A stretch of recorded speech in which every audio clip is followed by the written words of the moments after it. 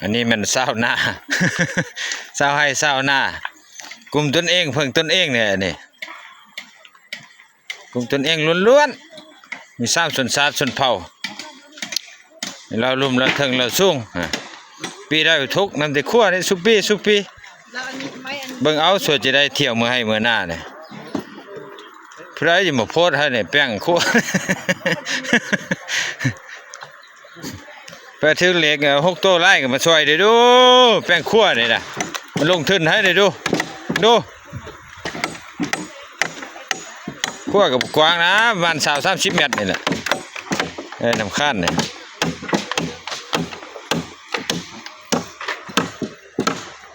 ดูไม่ใส่ในแป้งสุปี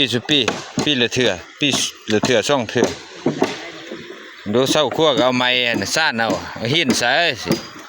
จะกุมหอดสิได้มันก็มุนมัดเกินปี